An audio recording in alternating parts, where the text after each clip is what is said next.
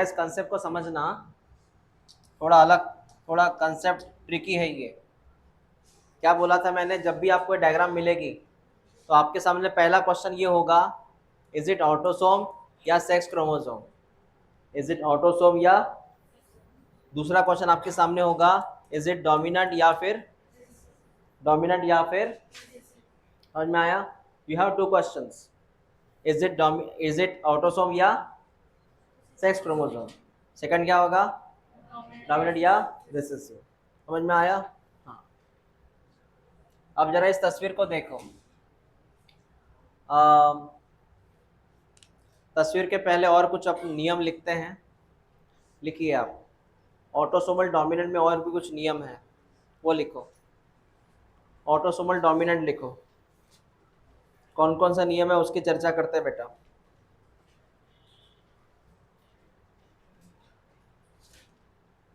लिखो autosomal dominant.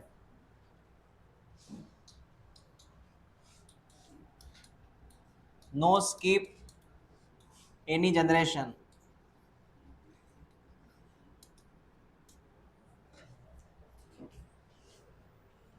लिखिए autosomal dominant, no. ये कैसे आया बीच में?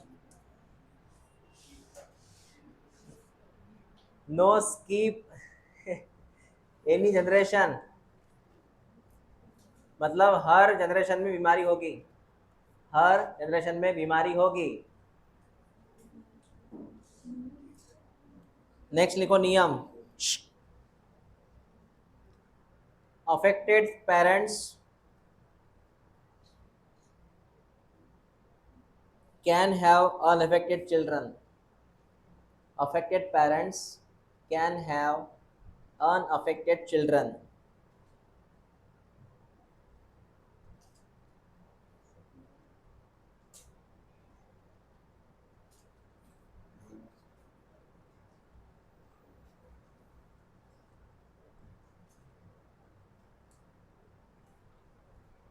Good. तीसरा नियम लिखो, affected children have at least one affected parents. Affected children have at least one affected parents.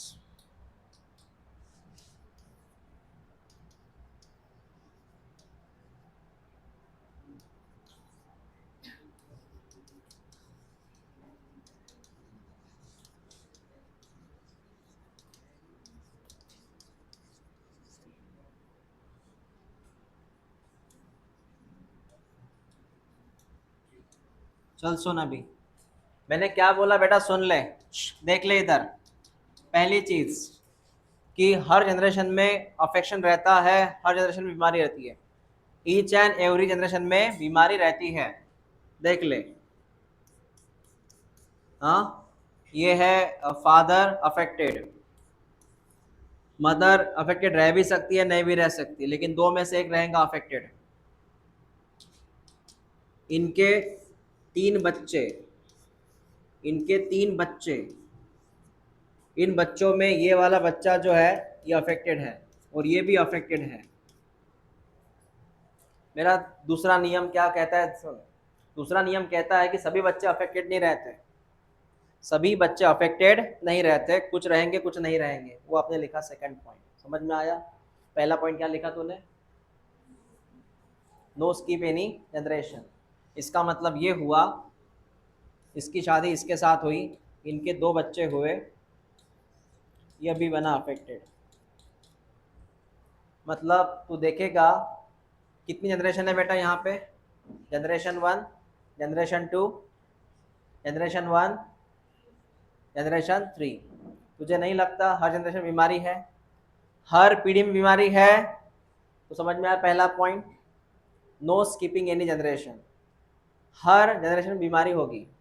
दूसरा, मे बी वन और मेनी, मे बी वन और मेनी चिल्ड्रंस अफेक्टेड, मतलब ऐसा नहीं कि इनके सभी बच्चे बीमार होंगे, कुछ होंगे कुछ नहीं होंगे, लेकिन बीमार होगा, एटलीस्ट वन तो भी होगा। समझ में आया? तीसरी बात, इनके जो पेरेंट्स है, इनके जो पेरेंट्स है, हो सकता है कि कभी कभी दोनों अफेक्टेड रहे या एटलीस्ट वन रहे। इनके जो पेरेंट्स है, हो सकता है, क्या बोला मैंने, एक तो एक बीमार होगा या फिर दोनों बीमार रहेंगे। लेकिन ऐसा अगर कंडीशन है तो ये ऑब्वियसली क्या होगा, डोमिनेंट होगा। क्या होगा? हाँ, डोमिनेंट होगा। क्या होगा? फिर वो डोमिनेंट कौन सा, ऑटोसोम वाला, सेक्स क्रोमोसोम वाला, वो मैं बाद में डिस्कस करूंगा। पहले इतना याद रख, ये डोमिनेंट है। तो डोमिनेंट का पहला नियम, हर पीढ़ी में बीमारी होगी। दूसरा नियम, 4 बच्चों में 3 बच्चे, 2 बच्चे, एक कोई ना कोई बीमार होगा। तीसरा नियम, एटलीस्ट वन पेरेंट बीमार होंगे। समझ में आया? 3 नियम याद है? हो गया क्लियर? हाँ, लिख लो इससे, उस नियम के अकॉर्डिंग। ऑटोसोमल डोमिनेंट लिखा तुमने अभी।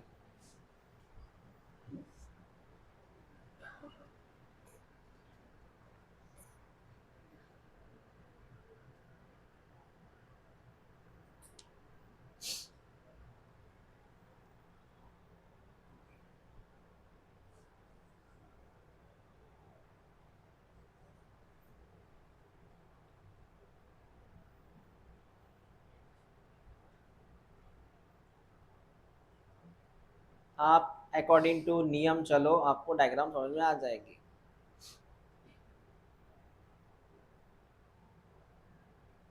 तीनों जनरेशन में बीमारी है, पेरेंट्स बीमार है, तो डोमिनेंट है।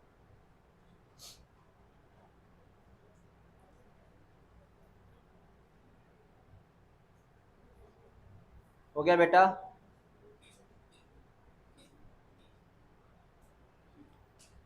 समझा आपको? रिद्धि, तुला, यज्ञश्री, तुम थे क्या कल? साक्षी,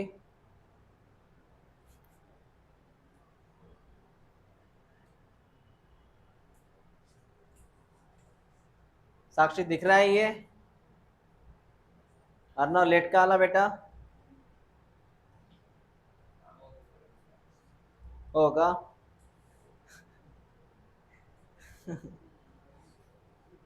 काय फराळ बनवतोय का?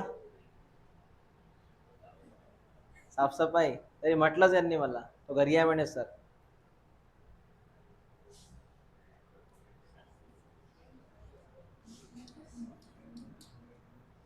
दूसरा लिखो. क्या है दूसरा? Very good. लिखिए, ऑटोसोमल रिसेसिव लिखो. ऑटोसोमल रिसेसिव लिखो. कल भी लिखा था, आज भी लिखो. पहला नियम, can skip generation. Can skip generation. पहला नियम, कैन स्किप जनरेशन.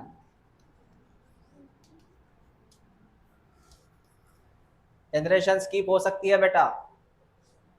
दूसरा नियम, अफेक्टेड चिल्ड्रन,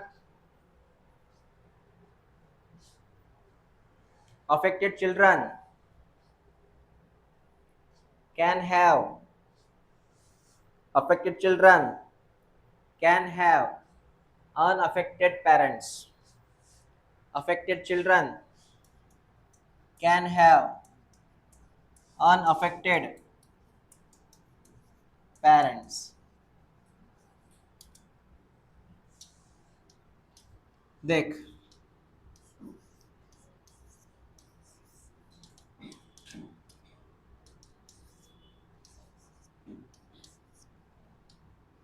खुद देख ले.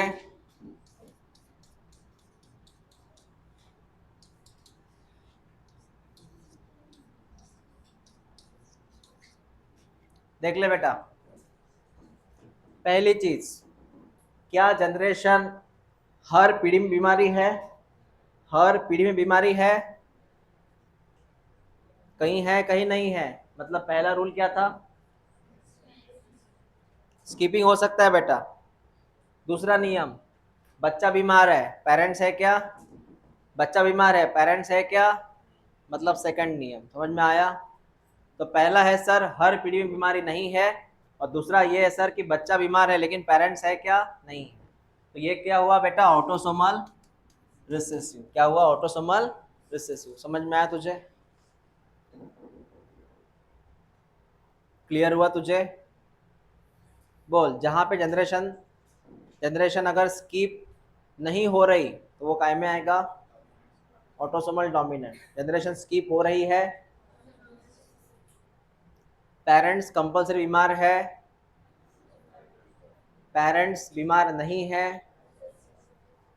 समझ में आया क्या? आया समझ में? ड्रॉ कर लो। बीमार है ये।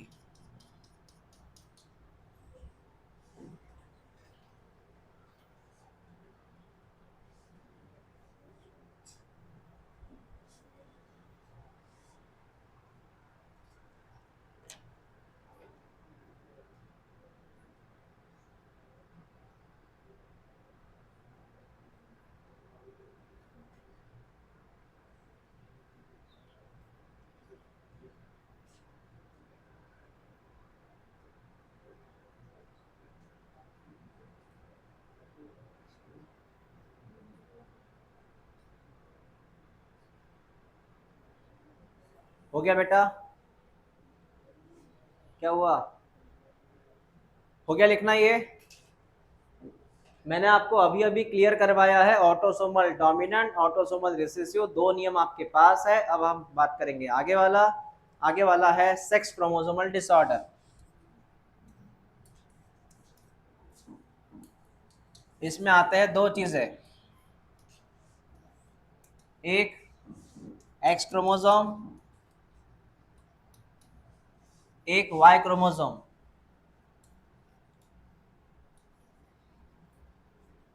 इसको कैसे पहचानना सर?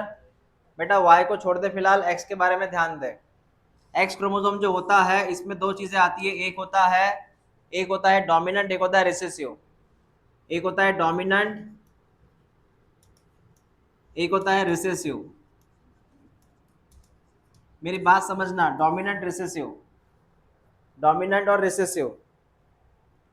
एक्स क्रोमोसोम में डोमिनेंट की बात कर रहा हूं मैं, ध्यान दे इधर, मैं डोमिनेंट की बात कर रहा हूं, मैं बात कर रहा हूं डोमिनेंट।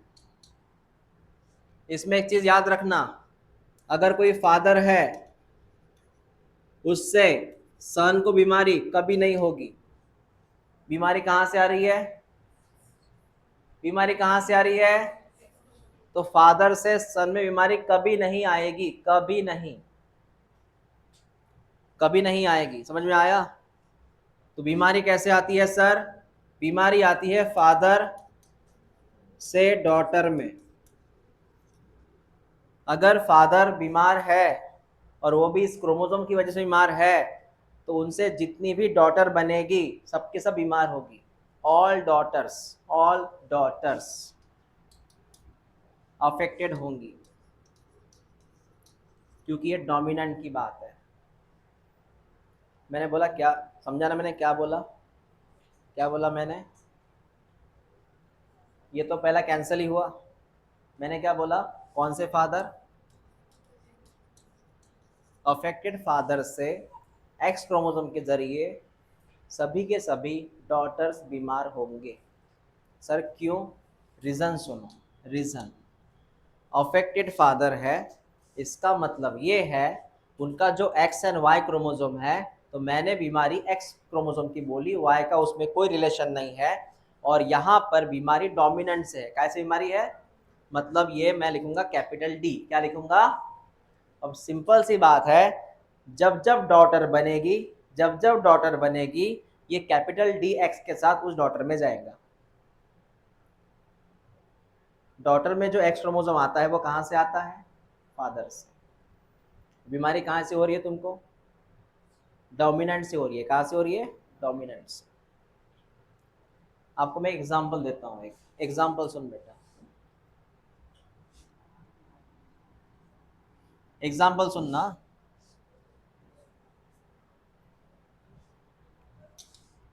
मैंने बोला अफेक्टेड फादर है, मैरिज हुआ नॉर्मल फीमेल के साथ। नॉर्मल फीमेल का मतलब है, आपको यहाँ पे मैंने बोला बीमारी डोमिनेंट से हो रही है, यहाँ पे स्मॉल डी है। स्मॉल डी मतलब नॉर्मल फीमेल है ये। फीमेल नॉर्मल है बेटा, मेल में समस्या है क्योंकि डोमिनेंट की प्रॉब्लम है। हाँ, तो हुआ क्या, सिंपल सी बात है सर, जब क्रॉसिंग होगा तो ऐसे होगा ना, यहाँ पर अब खुद देख ले, यहाँ से कौन आएगा, एक एक्स क्रोमोसोम कहाँ से आएगा, फादर से, एक कहाँ से आएगा, मदर से। लेकिन ये बच्चे बीमार है ना, क्यों बीमार है, कैपिटल डी। भले इधर स्मॉल डी आया है, लेकिन तुझे पता है ना डोमिनेंट हर एक चीज में एक्सप्रेस होता है, चाहे वो ऐसे हालात हो, चाहे वो ऐसे हालात हो, वो तो एक्सप्रेस होगा ही। समझ में आया मैंने क्या बोला, क्लियर हुआ क्या। हाँ, तो कंसेप्ट क्या है सर मेरा, कंसेप्ट क्या है, सुन ले क्या बोला मैंने, बीमारी फादर टू सन नहीं जाएगी, और अगर फादर अफेक्टेड है, उनके एक्स क्रोमोसोम में प्रॉब्लम है, तो उससे क्या होगा, अफेक्टेड। समझ में आया। अब है कौन सा कंसेप्ट, रिसेसिव। लेकिन इसके पहले अगर ये देख ले, तुझे अगर कोई फ्लो चार्ट मिला, तुझे फ्लो चार्ट दिख रहा है और फादर अफेक्टेड दिख रहे हैं और उनकी सभी बेटियां अफेक्टेड है, इसका मतलब वो एक्स लिंक डोमिनेंट होगा। हाँ, इसका मैं डायग्राम को बना के दूंगा बाद में। अब इसकी बात सुन, रिसेसिव।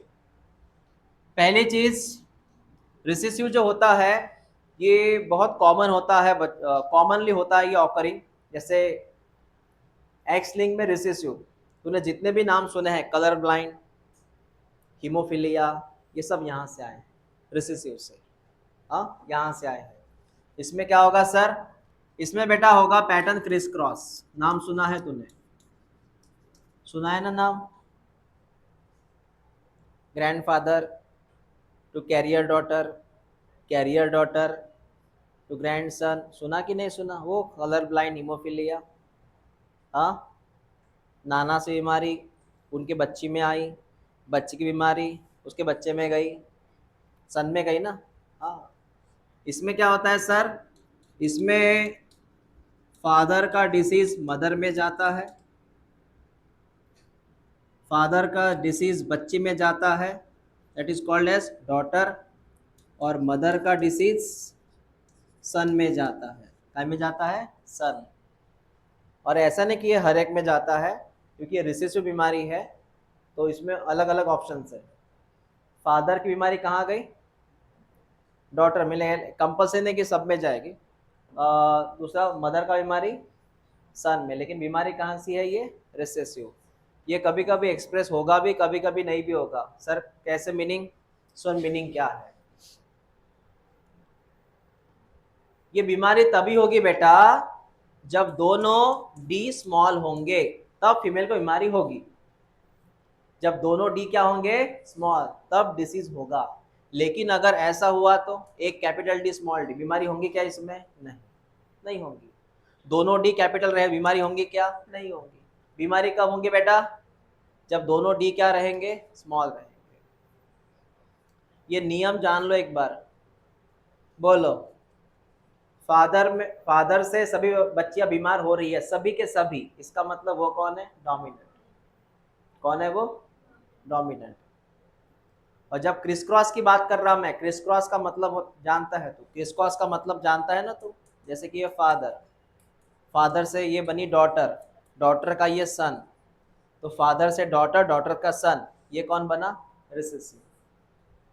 ये मैंने पढ़ाया था आपको, क्रिस क्रॉस पढ़ाया कि नहीं पढ़ाया, वो हीमोफीलिया में ऐसे ही हुआ था ना। तुझे पता है ना किसका मैरिज किसके साथ हुआ था, मैं लिख के दिया था ना आपको,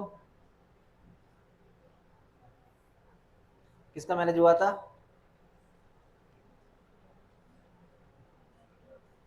colour blind male marry with normal female. उन दोनों से जो बच्ची बनी वो कैरियर थी, फिर कैरियर बच्ची का मैरिज किसके साथ हुआ था, नॉर्मल मेल के साथ हुआ था। तुम सिर्फ मेरे चेहरे देखते रहो, मेरा वैसे सोचा करो, हाँ सर, हाँ सर। मतलब मैंने अगर थोड़ा गलत भी बोल दिया ना, तो उसमें हाँ में हाँ मिलाएंगे तुम। और इसकी प्रॉब्लम पता है क्या है, एक ही रास्ते चलता है। कौन सा बीमारी है बेटा? मतलब कंपलसरी, कंपलसरी, कंपलसरी किसको जाएगा? Father to sun. कंपलसरी कहाँ जाएगा? Father to. बीमारी काय की है? वाई क्रोमोसोम की। समझ में आया मैंने क्या बोला? इसमें आता है वो डोमिनेंट रिसेसिव, हाँ आता है वो इसमें। हो गया लिखना ये। लेकिन इसमें मोस्टली पता है क्या है, इसमें मोस्टली रिसेसिव नाम का प्रकार नहीं आता, इसमें मोस्टली कौन सा प्रकार आता है? डोमिनेंट। क्योंकि एक ही है ना वाई, डबल वाई तो है नहीं। रिसेसिव कब एक्सप्रेस होता है? मोस्टली जब पेयर में हो, होमो हो, तो इसमें डोमिनेंट ही आता है मोस्टली।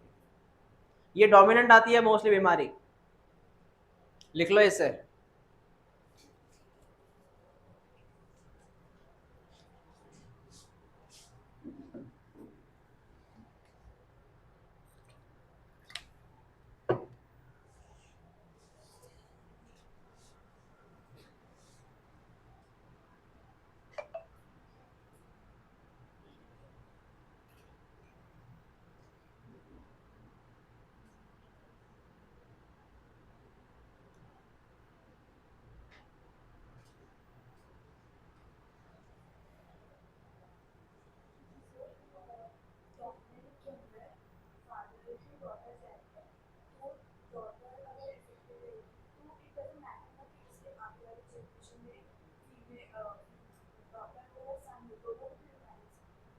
हो सकती है।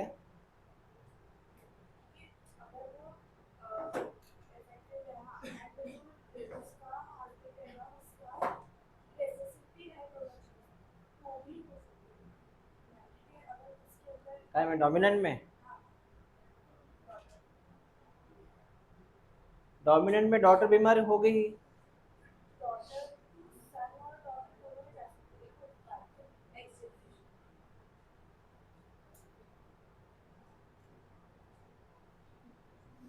देखो अगर फादर बीमार है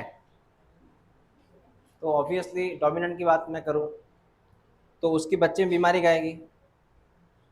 तो तुम्हारा ये कहना है कि वो जो बच्ची है उसको जो नेक्स्ट जनरेशन है उसमें बीमारी जाएंगी क्या? हाँ,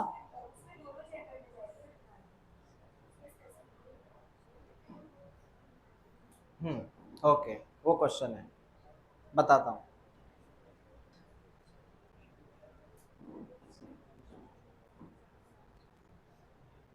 बेटा हो गया लिखना? क्या हुआ? हाँ,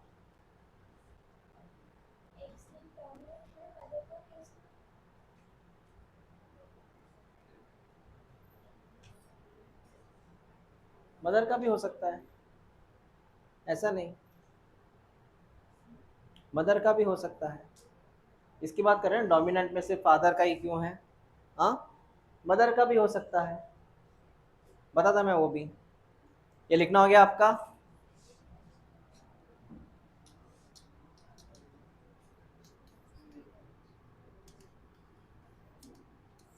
सेक्स क्रोमोसोमल डोमिनेंट की बात कर रहा हूं मैं, एक्स डोमिनेंट की बात कर रहा हूं मैं।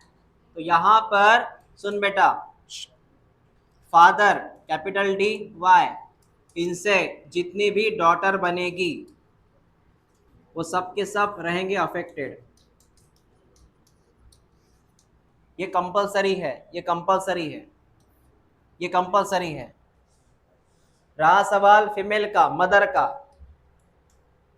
तो मदर में अगर डोमिनेंट है, एक तो ये ऑप्शन या फिर ये ऑप्शन,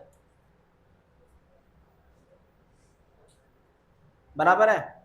हाँ, तो डिपेंड करता है, जैसे कि ऑप्शन से, और बीमारी फैल रही है डोमिनेंट से। तो यहाँ पे एक्सपेरिमेंट ऐसा है, जैसे ये मेल है, मेल जो है वो नॉर्मल है, ये है अफेक्टेड फीमेल, क्योंकि बीमारी डोमिनेंट है।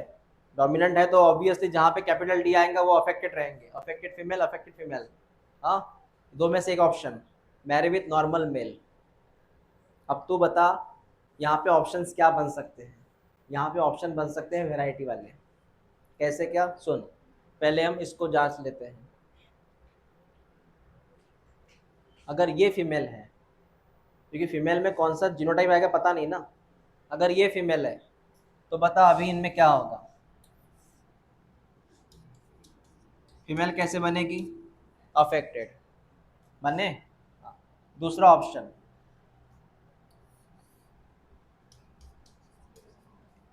सन कैसा बना, हाँ अफेक्टेड, कैसी बनी फीमेल, मतलब फीमेल में कंपलसरी नहीं है, जितना किसमें है, फादर में है, काय में है, फादर में है। फीमेल में कुछ भी हो सकता है ऑप्शंस, ये देखो ना ऑप्शंस इधर रहे,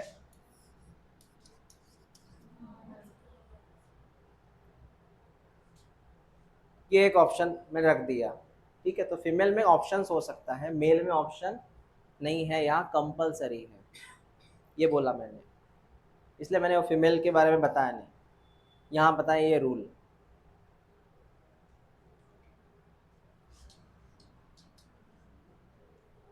एनसीईआरटी में 2 डायग्राम है, वो डिस्कस करते पहले, सुनो। ये पहली डायग्राम, आपको ये चेक करना है ये ऑटोसोमल डोमिनेंट है कि ऑटोसोमल रिसेसिव है।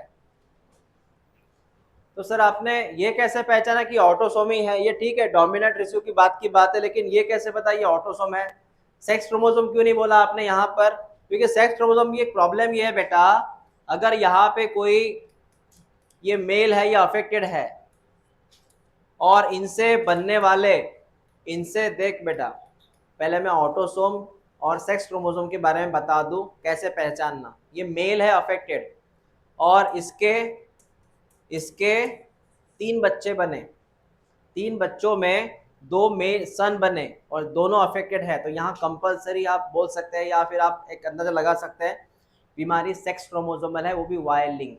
कौन सा, वाई। क्यों, अगर फादर के सिर्फ सन बीमार है, कौन बीमार है, फादर से सिर्फ कौन बीमार है, सन, इसका मतलब वो सेक्स क्रोमोसोम में वाई आएगा। कौन आएगा, वाई। कौन आएगा, वाई। समझा मैंने क्या बोला, मैं रिपीट करता हूँ। आप कैसे अंदाजा लगाएंगे कि ये सेक्स क्रोमोसोम बीमारी है और वो भी वाई है, फादर से बनने वाले जितने भी सन है वो क्या है, डॉटर है क्या अफेक्टेड, डॉटर है क्या, इसको 4